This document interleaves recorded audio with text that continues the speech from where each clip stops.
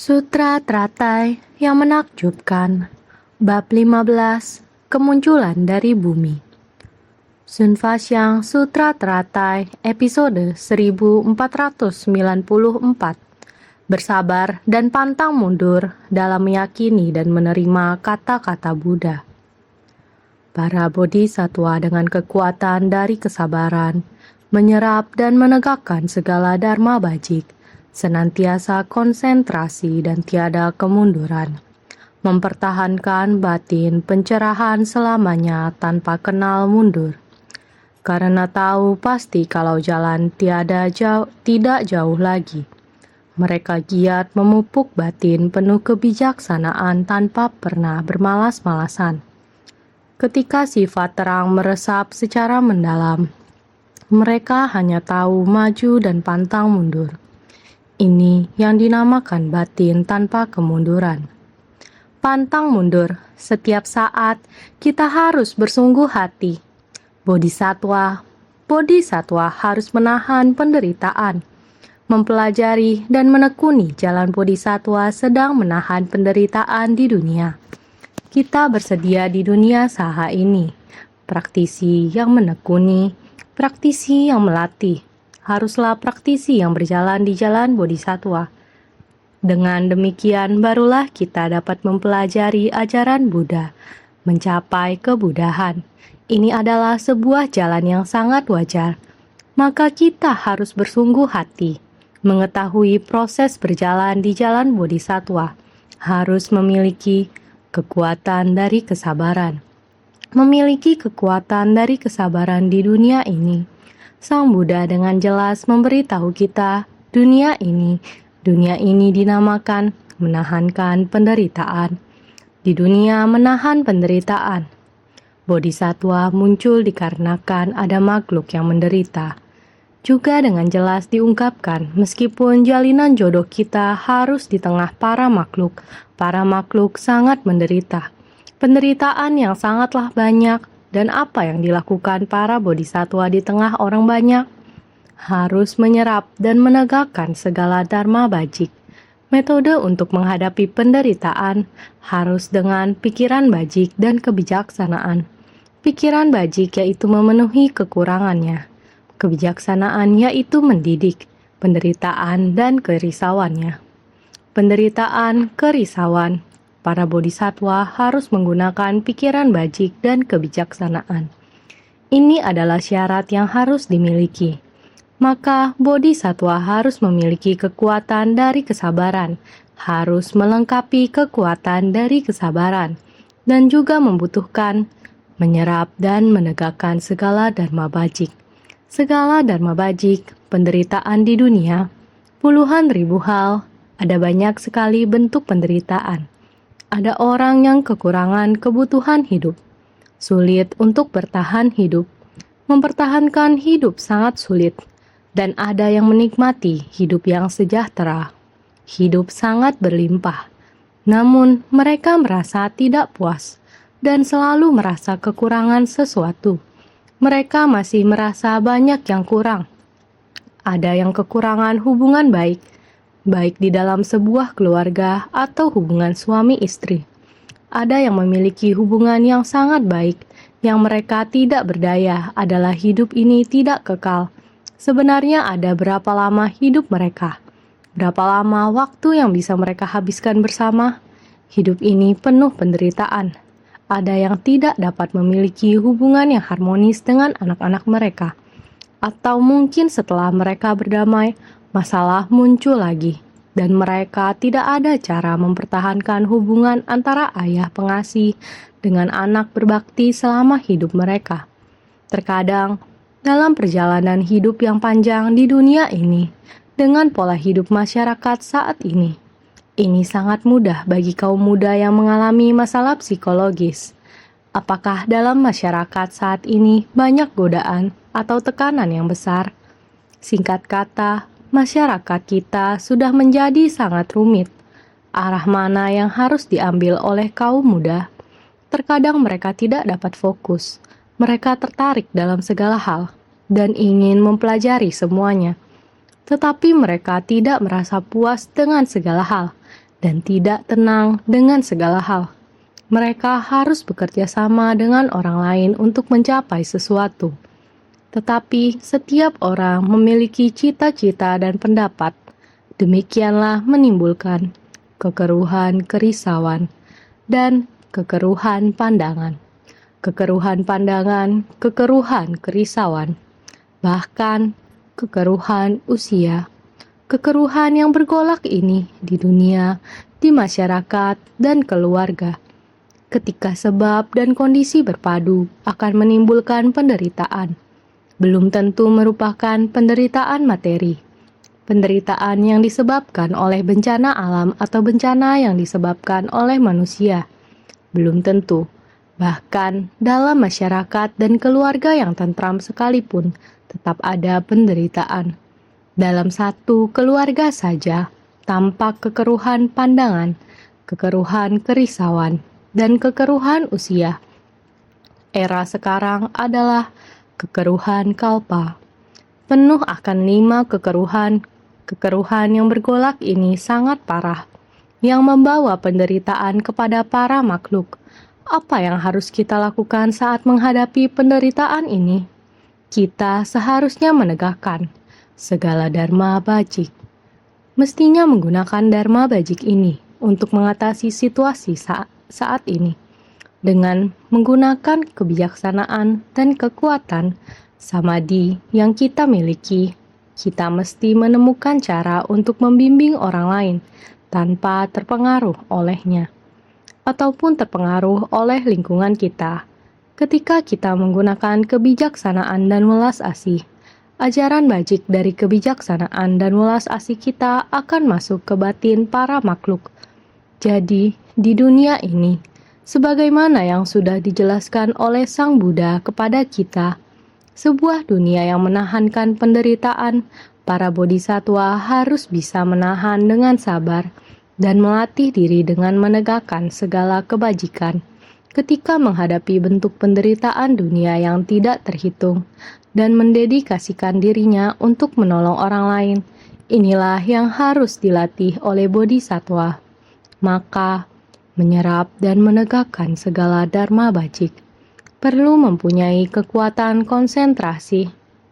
Senantiasa konsentrasi dan tiada kemunduran, mempertahankan batin pencerahan selamanya, tanpa kenal mundur. Inilah jalan kebenarannya.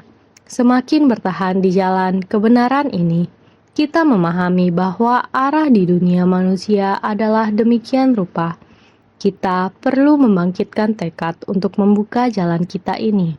Bila kita tidak membuka jalan tersebut, maka selamanya arahnya sudah diketahui, namun tidak ada jalan keluarnya. Penderitaan makhluk hidup benar-benar sangatlah menderita. Bukan hanya penderitaan dan kegelapan batin, berada di dalam lingkungan energi yang sangat kotor. Bahkan kita yang memahami akan Buddha Dharma sekalipun, kita tidak mau bergerak maju. Bersamaan kita berada di lingkungan yang sama, berada di dalam lingkungan dengan energi yang sangat kotor, masih tidak sanggup lolos dari sana. Makanya walaupun Sang Pembuka Jalan sangatlah menderita, di samping kita menerima bimbingan Dharma dari Sang Buddha, dan kita juga terus-menerus menerima prinsip kebenaran menghayati, memahami kemudian dipraktikkan dalam tindakan nyata, membuka jalan ke arah yang akurat, bersumbangsih kekuatan tubuh jasmani.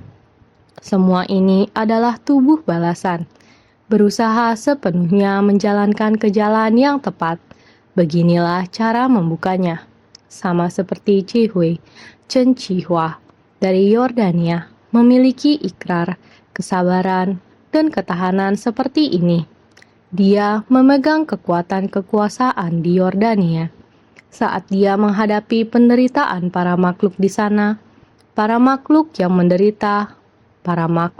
menderita tersebut bukan berasal dari masyarakat Yordania. Penderitaan di tempat tersebut berasal dari banyak negara, tempat orang-orang mengungsi karena bencana yang disebabkan oleh manusia. melarikan diri menjadi pengungsi dan mengungsi ke perbatasan Yordania di belantara gurun pasir yang luas. Di tempat tersebut dibangun kamp pengungsian. Satu persatu tenda kecil didirikan di sana. Berdiam di tempat tersebut, tenda-tenda didirikan di tanah gurun. Coba bayangkan, bila mana angin kencang bertiup, maka menimbulkan badai pasir. Saat matahari membakar pasir, matahari di sana bagaikan matahari yang telah dimasak. Pasir di sana bagaikan pasir yang telah dimasak. Terik matahari mulai menyinari bumi. Pengungsi yang tak berdaya demi memohon terhindar dari kematian, di tempat itu, kerumunan masyarakat adalah puluhan ribu orang. Sering-sering ada hal demikian. Tidak henti orang yang pindah. Pemerintah memiliki hati yang lapang, membuka pintu batas negara agar mereka bisa masuk. Namun jumlah orang sangat banyak. Tahun 2017, kebanyakan orang masih berada di tenda pengungsian. Kehidupan harus bagaimana melewatinya. Relawan Cihui di tempat itu sudah lebih dari 20-30 tahun. Ceci di tempat itu juga kurang lebih sudah 20-30 tahun. Dari mengikuti survei kasus mulai membangkitkan tekad. Dari demikian mulai, beberapa puluh tahun ini, negara-negara perbatasan ada berapa banyak terjadi peperangan. Ada negara Irak, juga ada demikian Syria, masih ada negara bersejarah. Ada negara yang masih dalam pelarian. Timur Tengah tidak aman. Masih adalah para pengungsi yang melarikan diri. Negara tersebut mendapatkan kesulitan. Kehidupan ada masalah. Organisasi sosial harus berada di tempat itu, memberikan bantuan. Masih banyak lagi organisasi sosial lainnya masuk ke dalam. Organisasi kemanusiaan. Namun, karena sudah lama, organisasi kemanusiaan ini pelan-pelan mundur. Yang jangka panjang memberi perhatian adalah Cihui, membawa beberapa relawan setempat. Demikian memberi perhatian jangka panjang. Banyak sekali kasus tragis, penderitaan, menyedihkan, kondisi pelarian yang nyaris dijemput maut. Demi menjaga keselamatan anggota keluarga, beberapa orang berjalan di sepanjang jalan dan kehilangan anggota keluarganya di sepanjang jalan. Sisanya dapat tinggal di kamp pengungsi, dan beberapa dari mereka tiba di kamp pengungsi.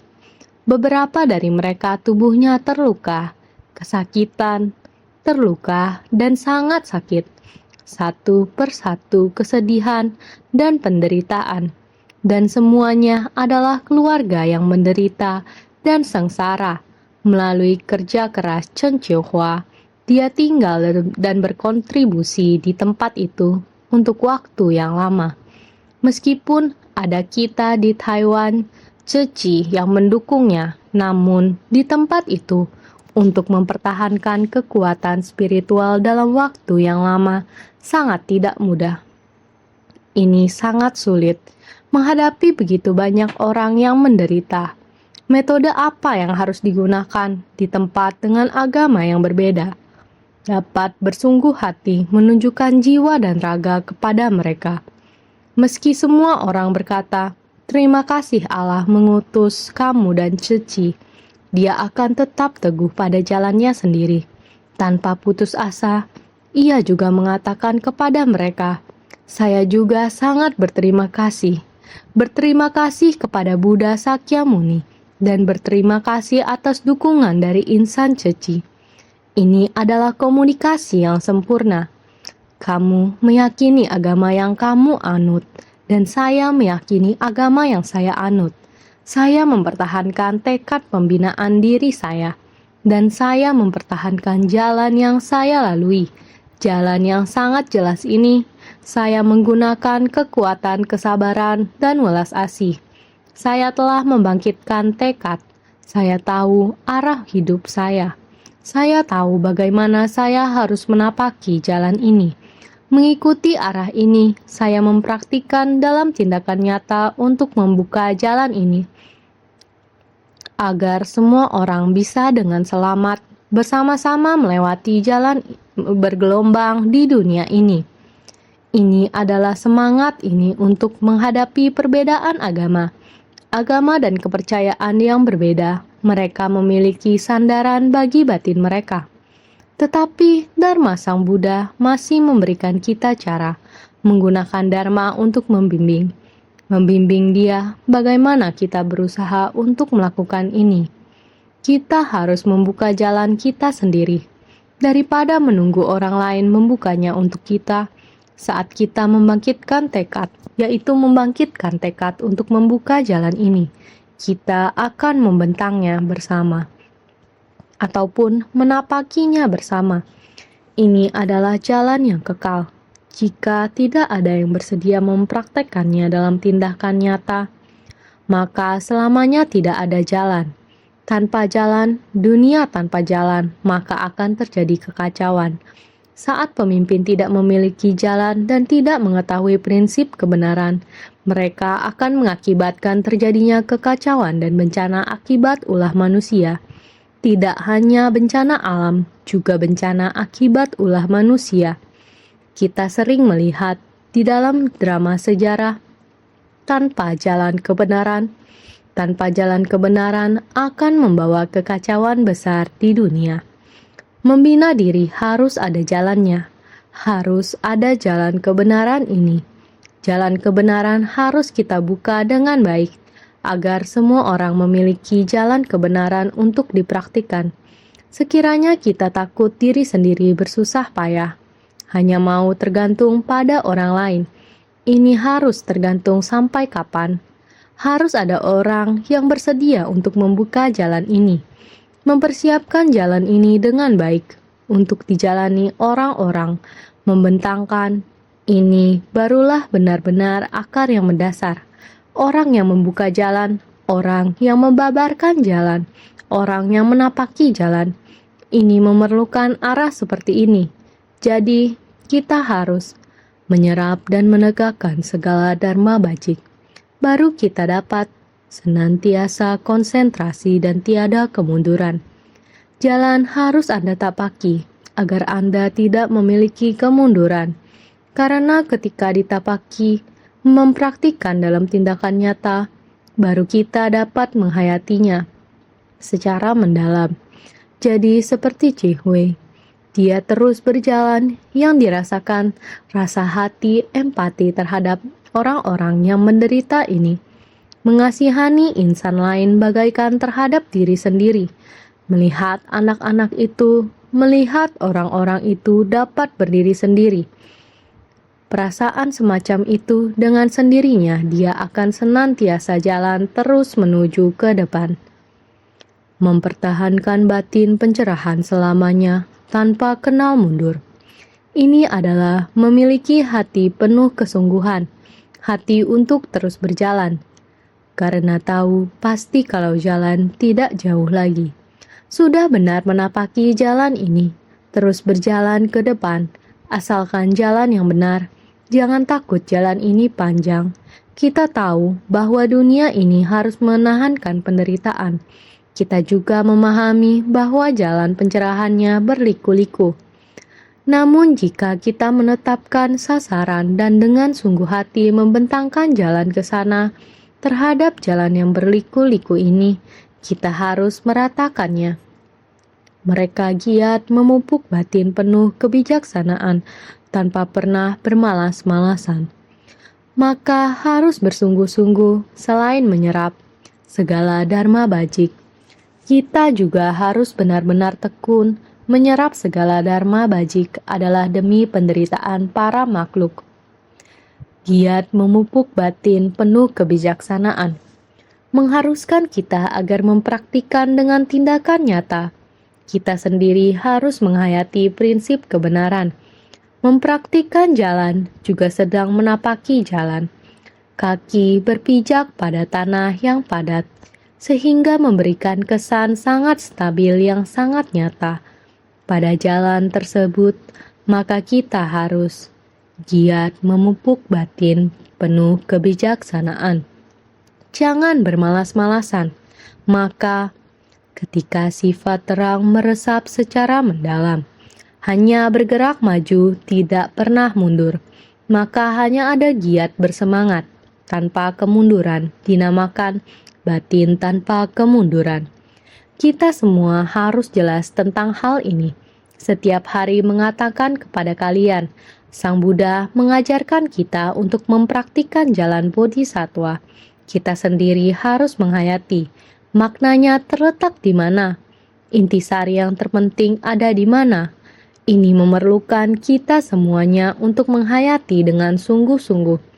Dunia kita sekarang, era sekarang, masyarakat, keluarga, batin manusia, semuanya harus kita pahami secara terus-menerus. Dengan demikian, ketika kita melafalkan sutra, barulah kita mempunyai cara untuk mencapai prinsip dari kebenaran ini. Naskah sutra yang sebelumnya mengatakan bahwa putra-putraku ini mempelajari dan mempraktikkan dharma dari jalanku. Siang malam senantiasa giat demi mencari jalan kebudahan. Mereka berdiam pada angkasa di bawah dunia saha. Kekuatan tekad dan pikiran mereka sungguh kokoh, senantiasa tekun mencari kebijaksanaan. Mereka membabarkan berbagai dharma menakjubkan dan batin mereka bebas dari takut. Ini sudah pernah kita bicarakan. Sebab dan kondisi para bodhisattva ini datang, tempat yang telah didiami mereka, jalan kebenaran yang telah mereka tapaki. Itu adalah jalan tengah. Naskah sutra selanjutnya, kita semestinya bersungguh hati. Aku di kota Gaya, duduk di bawah pohon Bodhi, mencapai pencerahan paling sempurna dan memutar roda dharma yang tiada tara. Selanjutnya, aku mengejar dan membimbing mereka. Aku mengajar dan membimbing mereka, memungkinkan mereka membangkitkan tekad pembinaan diri untuk pertama kalinya. Sekarang mereka semua berdiam dalam ketidakmunduran, dan semuanya kelak akan mencapai kebudahan. Harusnya lebih bersungguh hati lagi. Sebelum telah dikatakan bahwa Buddha Sakyamuni berkalpa-kalpa yang tak terhingga sebelumnya, akumulasi dari para makhluk yang telah dibimbing dan disadarkan, saat ini telah menjadi bodhisattva yang membangkitkan batin pencerahan agung. Tetapi selanjutnya, naskah sutra sekarang ini kembali mengatakan lagi, aku di kota Gaya, duduk di bawah pohon Bodhi. Duduk di bawah pohon Bodhi. Penggalan naskah sutra ini, kita haruslah lebih bersungguh hati untuk memahaminya. Buddha menggunakan sebab dan kondisi dari awal sampai akhir sebagai bodhisattva, di mana sepertinya adalah jejak pada masa kini. Namun sebetulnya menunjuk pada pokok yang jauh sebelumnya. Para praktisi yang memiliki batin pencerahan agung, semenjak membangkitkan tekad awal, mereka membina diri di jalan tanpa kenal mundur, sampai akhirnya mencapai kebudahan. Buddha menggunakan sebab dan kondisi dari awal sampai akhir sebagai bodhisattva. Saat ini naskah yang telah kita bicarakan ini, sepertinya jejak ini sangatlah dekat. Sepertinya sangat dekat. Proses Sang Buddha membina diri di kelahiran ini datang ke kota Gaya, duduk di bawah pohon Bodhi, mencapai pencerahan, setelahnya baru mulai membabarkan dharma, mengajarkan dan menyadarkan. Sepertinya jejak ini sangatlah dekat pada kelahiran sekarang ini. Jalinan jodoh ini sebenarnya yang terkandung dalam prinsip kebenaran ini adalah Buddha yang asli pada masa lampau yang jauh sekali. Saat ini mengatakan sekarang. Maknanya terletak pada akar mendasarnya adalah di kalpa yang tidak terhitung sebelumnya. Oleh sebab itu, mendengarkan dharma harus pada masa sekarang. Kita harus pragmatik dan berprinsip. Bersikap pragmatik berarti menghadapi kenyataan kehidupan. Dengan siapa saya berbicara? Berapa lama hubungan jalinan jodoh saya dengan orang ini? Ini adalah sangat realistis. Kapan dimulai hubungan jalinan jodoh kami di kehidupan sekarang ini? Pada tahun tertentu, hari tertentu, dipertemukan oleh jalinan jodoh, terus terbentang pada periode ini. Ini adalah jejak pada masa kini, pada kehidupan kita sekarang, tetapi kita harus memiliki keyakinan terhadap jalinan jodoh. Jalinan jodoh kita meliputi benih sebab akibat yang jauh dari kehidupan demi kehidupan yang lalu. Maka kita harus memahami kebenaran dari pokok yang jauh sebelumnya. Saya sering membahas kembali tentang 16 pangeran dari bab perumpamaan kota gaib. Sering membahas kembali dengan semua orang. Ini adalah benih sebab yang jauh yang terjadi pada beberapa waktu yang lampau. Peristiwa yang terjadi selama di kota Gaya adalah pada masa sekarang kehidupan Buddha Sakyamuni. Dari permukaan terlihat dekat. Murid-murid ini mendengarkan Dharma ketika saya membabarkan sebenarnya jalinan jodoh dapat mendengarkan Dharma. Ini tidak terjadi pada kehidupan sekarang. Juga ada benih sebab yang jauh dan kehidupan yang jauh yang terjadi pada waktu yang lama. Oleh sebab itu disebut pokok yang jauh sebelumnya, para praktisi yang memiliki batin pencerahan agung. Semenjak membangkitkan tekad awal, benar-benar sudah membangkitkan batin pencerahan agung. Kita telah membahas batin pencerahan agung. Ini akumulasi dari kehidupan ke kehidupan. Harus dimulai dari saat membangkitkan tekad awal, sehingga tidak boleh mundur. Terus-menerus berlanjut seperti ini. Terus-menerus sampai di kehidupan saat ini. Sehingga harus memiliki benih dan kondisi dari jauh di masa lampau. Tanpa henti selalu diteruskan hingga kehidupan saat ini. Di saat ini dapat melihat begitu banyak orang-orang yang terakumulasi datang. Para bodhisattva ini jika tidak memiliki benih dari sebelumnya, maka tidak akan memiliki buah di kehidupan saat ini. Benih dan buah. Di tengah benih karma ini harus terdapat kondisi pendukung. Di belakang buah karma harus terdapat balasan karma. Sebab kondisi, buah, balasan, ini semua terbentuk harus ada urutannya. Saat ini dalam pelatihan diri bisa mendapatkan dharma, mendengar dharma, menerima dharma, mendapatkan dharma. Sebab dan kondisi orang-orang ini sudah terjalin sejak jauh di lampau. Di saat ini, di kehidupan ini, bisa menerima peramalan. Semua ini disempurnakan pada kehidupan ini. Karena kehidupan saat ini, Buddha telah mencapai kebudahan. Sehingga Buddha memberikan peramalan untuk mereka. Hari ini telah selesai, sehingga aku di kota Gaya, duduk di bawah pohon Bodhi. Kota Gaya adalah kota berdekatan dengan tempat di mana Buddha mencapai pencerahan sempurna. Di bawah pohon Bodhi ini, di manakah kota Gaya? Kota yang berdekatan dengan tempat di mana Buddha mencapai pencerahan sempurna. Kota ini adalah di pohon Bodhi di mana Sang Buddha mencapai penerangan sempurna. Tidak jauh dari tempat itu, jarak dari tempat itu tidak jauh. Jarak antara tempat tersebut dan kota Gaya tidak jauh. Jadi tempat ini demikian dikatakan kota gunung. Karena kota Gaya adalah sebuah kota pegunungan. Terdapat banyak gunung, tempat yang memiliki banyak bukit. Gaya adalah kota gunung. Berada di India Tengah, arah barat daya dari kerajaan Magadha. Buddha mencapai penerangan sempurna di bawah pohon Bodhi. Itu ialah kerajaan Magadha, India. Kota di negara ini mengarah ke arah barat daya, yaitu kota Gaya, yang juga pohon Bodhi saat Buddha mencapai pencerahan sempurna. Kira-kira masih dalam jangkauan tempat ini. Ini agar kita memahami saat Sang Buddha meninggalkan istana dan mengunjungi semua tempat setelah mencapai kebudahan kembali ke kota kerajaan mereka. Juga tidak begitu jauh. Di tempat itu, kota Gaya tidak begitu jauh jaraknya.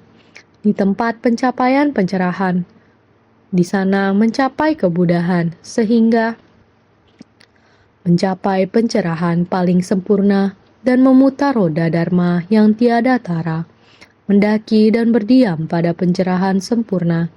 Jadi dinamakan pencerahan benar, memutar dharma dari 3 kendaraan yang dibagi menjadi unggulan, sedang, dan rendahan. Sedangkan memutar dharma dari kendaraan tunggal dinamakan tiada tara. Di tempat itu, dia membina dan menegakkan dalam keheningan. Dalam sekejap, dia menyatu dengan alam semesta, mencapai pencerahan, prinsip kebenaran dari segala sesuatu di alam semesta. Semua terkandung di dalam lautan pencerahan Buddha. Sifat Buddha dan lautan kebijaksanaan ini sepenuhnya menampung prinsip sejati dari alam semesta. Maka, mendaki dan berdiam pada pencerahan sempurna. Berdiam di tempat ini, kondisi batin Buddha berdiam di tempat pencerahan sempurna ini. Dia berdiam selamanya di tempat ini. Ini adalah tingkatan spiritual Buddha. Oleh itu, dinamakan pencerahan benar. Ini disebut pencerahan benar. Maka Buddha disebut yang tersadarkan. Sang Maha Sadar telah tersadarkan. Maka memutar dharma dari 3 kendaraan yang dibagi menjadi unggulan, sedang, dan rendahan. Dia memutar roda dharma di Taman Rusa Isipatana, memutar 3 kali. 4 kebenaran mulia di Taman Rusa Isipatana. Sebab penderitaan, lenyapnya penderitaan, dan jalan menuju lenyapnya penderitaan. Ini telah menyempurnakan Buddha, Dharma, dan Sangha. 5 biksu menjadi monastik. Demikian disempurnakan, ini Buddha mulai memberi pengajaran. Itu adalah dengan 3 kendaraan dijalankan secara bersamaan. Dharma dari 3 kendaraan, Sravaka, Prateka Buddha, dan Bodhisattva. Dengan metode ini, dia memberi pengajaran sesuai dengan kapasitas. Sifat kesadaran setiap orang berbeda. Buddha memberi pengajaran sesuai dengan akar kapasitas. Akar kapasitas setiap orang dapat menerima ajaran yang berbeda-beda. Ini adalah kebijaksanaan Buddha. Oleh itu, memutar dharma dari kendaraan tunggal dinamakan tiada tara. Suara dharma Buddha, kebijaksanaan Buddha, dan metode membabarkan dharma. Dia dapat menyesuaikan dengan akar kapasitas orang yang berbeda. Sepatah kata dapat berhubungan dengan prinsip kebenaran yang diinginkan semua orang. Ini adalah pencerahan agung dan kebijaksanaan agung Buddha. Selanjutnya, aku mengajar dan membimbing mereka, memungkinkan mereka membangkitkan tekad pembinaan diri untuk pertama kalinya.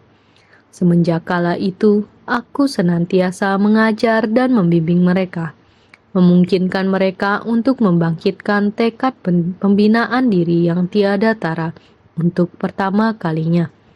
Setelah mencapai kebudahan pada tempat tersebut, beliau memulai untuk mengajarkan Dharma di Taman Rusa Isipatana, menggunakan Dharma 3 kendaraan sebagai pembuka. Dengan demikian memulai Dharma 3 kendaraan, sehingga semenjak kala itu, aku senantiasa mengajar dan membimbing mereka, memungkinkan mereka untuk membangkitkan tekad pembinaan diri yang tiada tara untuk pertama kalinya. Setelah tercerahkan, beliau meninggalkan tempat pencerahan. Dengan demikian, beliau telah memulai kehidupan untuk mengajar Dharma. Ketika Buddha, Dharma, dan Sangha lengkap di dalam kehidupan ini, beliau mulai untuk mendidik dan menyeberangkan makhluk hidup, sehingga memungkinkan mereka untuk membangkitkan tekad pembinaan diri yang tiada tara untuk pertama kalinya. Mendengar melalui suara, memutar dharma menggunakan suara, mengandalkan suara untuk masuk ke dalam batin. Suara merupakan instrumen untuk menyebarkan dharma, satu persatu mengerti esensi Buddha Dharma dan menerima transformasi. Ini merupakan bagaimana Buddha mampu menghadapi makhluk hidup, mengajarkan Dharma sehingga sekarang mereka semua berdiam dalam ketidakmunduran dan semuanya kelak akan mencapai kebudahan. Sekarang beliau membimbing Anda semua dalam jalan Dharma ini, serta tidak akan mundur darinya untuk selamanya. Pada batin menahan penderitaan ini, di dunia saha perlahan-lahan melatih diri dari ajaran kendaraan kecil dan kendaraan sedang untuk mencapai ajaran kendaraan besar, memahami bahwa dunia ini dipenuhi penderitaan. Ketika kita mulai mengetahuinya dimulai dari ajaran kendaraan kecil, prinsip kebenaran dari penderitaan berasal dari mana? Kita harus melenyapkannya dari sumber penderitaan ini. Untuk melenyapkan sumber penderitaan, kita harus dengan sabar menetap di dunia saha ini dan menerima ajaran dari Buddha. Dengan demikian barulah kita memiliki cara untuk melenyapkan noda batin dan delusi. Ini yang disebut dengan pelatihan diri. Dengan menahan penderitaan di dunia saha ini, dengan menahan penderitaan di ladang pelatihan diri ini, dan dengan menahan penderitaan berada di kerumunan orang banyak, Sang Buddha telah mengajarkan kita tentang penderitaan. Setiap orang telah memiliki kesabaran tersebut. Ini berarti kita telah bertekad. Beberapa orang berkata, "Saya akan bersabar dalam kehidupan ini. Saya tidak berani lagi kembali di kehidupan berikutnya." Mereka tidak berani datang kembali di kehidupan berikutnya. Sang Buddha bukan saja ingin membuat orang berani datang kembali di kehidupan selanjutnya, juga berharap mereka membangkitkan tekad yang abadi dari kehidupan ke kehidupan di tempat yang penuh penderitaan ini. Kita harus kembali terus-menerus tanpa lelah, kembali untuk memberi pengajaran, karena para makhluk berada di dunia yang penuh kekeruhan. Kerisauan batin semakin lama semakin tebal. Dunia semakin hari semakin kacau. Negara ini, masyarakat, dunia, keluarga, perubahan di masyarakat, pemikiran manusia semakin lama semakin rumit. Sungguh sangat memerlukan orang-orang untuk kembali dengan membawa ikrar bodhisattva harus dapat bersabar berada di dunia ini. Maka sekarang batin semua orang sudah berada di kondisi berdiam dalam ketidakmunduran. Mereka bertekad mengembangkan ajaran kendaraan besar, yaitu tiada ketakutan, tiada takut, menahan penderitaan. Saya dapat bersabar. Saya bersedia kehidupan demi kehidupan berada di dunia saha ini. Oleh karena itu, dia berdiam di dunia saha ini, datang dan pergi, tidak meninggalkan dunia ini, menapaki jalan tengah. Oleh karena itu, semuanya kelak akan mencapai kebudahan. Sama seperti ini menapaki jalan yang benar. Jalan ini tidak jauh, karena walaupun jalan berliku-liku, kita selalu membuka jalan. Kita selalu membuka dan membentangkan jalan. Ada orang yang membuka jalan, dan ada pula orang yang membentangkan jalan. Jalan ini harus kita bentangkan, sampai benar-benar rata dan mulus. Yang artinya yaitu membuka batin. Apabila batin kita tiada jalan, maka dunia akan kacau. Batin semua orang, batin pemimpin, hendaknya memiliki jalan yang benar, dan orang yang dibimbing hendaknya juga memiliki jalan. Kita hendaknya berjalan bersama di jalan yang sama. Hanya dengan demikian, maka dunia baru dapat berubah. Saat jalan pikiran belum terbuka, kita hendaknya berikrar dan bertekad untuk terus-menerus membuka jalan ini. Ini adalah prinsip kebenaran yang pasti. Oleh karena itu, Sekarang semuanya berdiam di tingkat ketidakmunduran. Semuanya kelak akan mencapai kebudahan. Saat kita terus-menerus menapaki jalan ini, maka dengan pasti kita akan sampai ke tujuan. Oleh karena itu, naskah sutra selanjutnya mengatakan, bagian dari naskah sutra ini adalah untuk memperkuat kita. Kita harus memiliki keyakinan. Sekarang saya sudah memberitahukan kepada semua orang kata-kata yang sebenarnya, pokok, dharma yang mendasar dengan kondisi dari kehidupan sekarang ini. Sebab dari masa lalu, kondisi dari masa sekarang, ini kelak akan membuahkan hasil. Di saat ini membuat semua orang harus memahami dengan jelas. Oleh karenanya Buddha mengatakan, "Aku sekarang mengatakan kebenaran. Apa yang saya katakan semua adalah yang benar. Benar ini adalah hendak menunjukkan kepada semua orang sangat jujur dan tulus, sangat sungguh-sungguh dan nyata.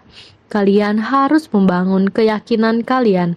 Setiap kata yang saya ucapkan semuanya adalah sangat nyata dan benar. Membangun ucapan ini adalah benar dan nyata, tidak palsu. Aku sekarang mengatakan kebenaran. Engkau sekalian hendaknya meyakini dengan sepenuh hati." Buddha berkata, "Aku sekarang mengatakan kebenaran." Pernyataan penuh kebenaran, ketulusan, dan keyakinan.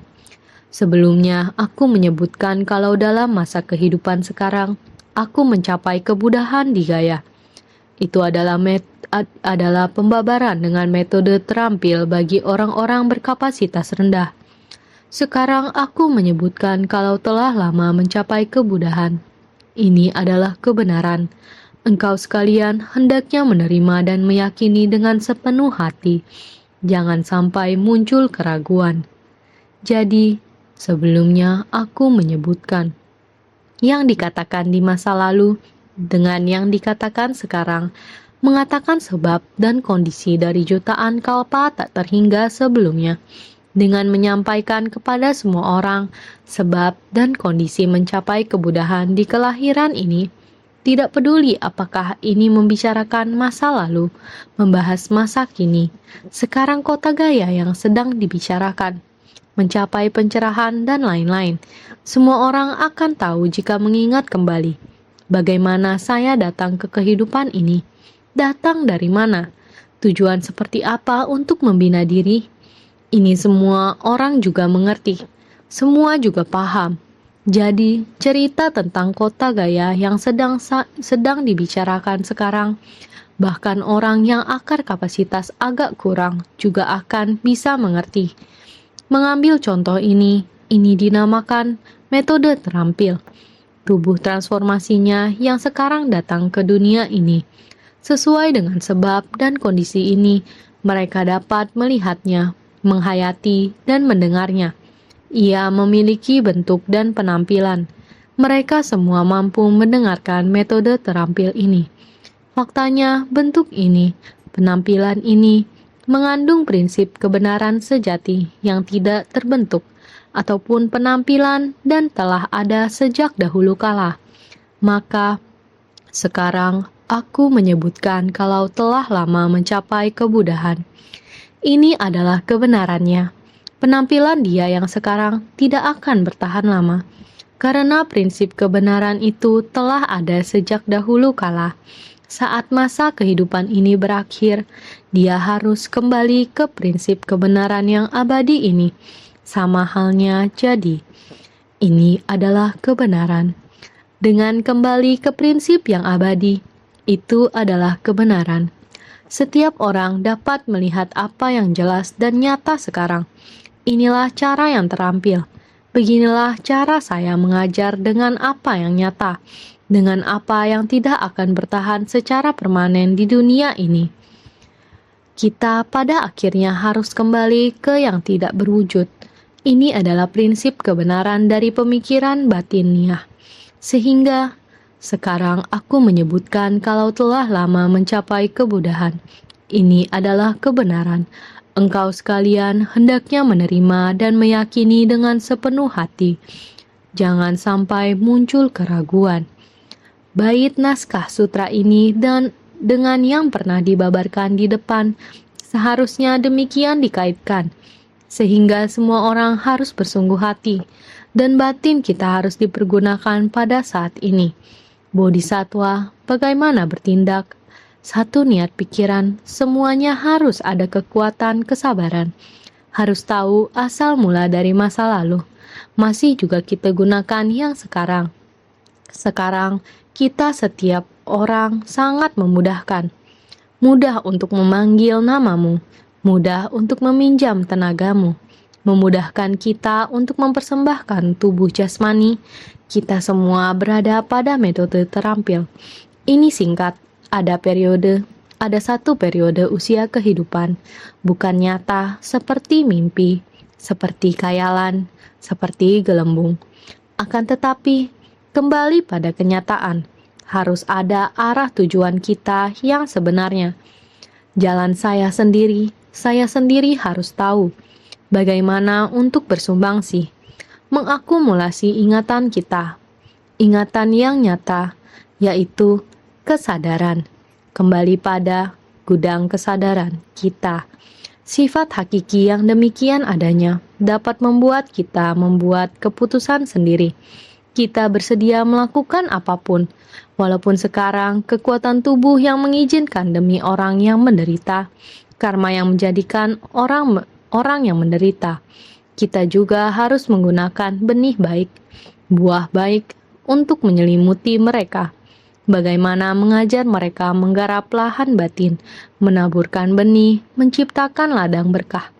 Walaupun ini semua cuma kehidupan manusia yang sangat singkat, tetapi kembali pada prinsip kebenaran adalah selamanya. Semua harus bersungguh hati untuk memahami arti yang terkandung dalam Dharma sejati, sehingga Buddha hendak mengatakan pada kalian Dharma sejati adalah pada bagian naskah sutra ini. Kalian semua harus yakin pada Dharma sejati yang saya babarkan. Ini adalah pesan dari Buddha terhadap kita, sehingga kita harus yakin pada Dharma yang dibabarkan Buddha, harus senantiasa lebih bersungguh hati.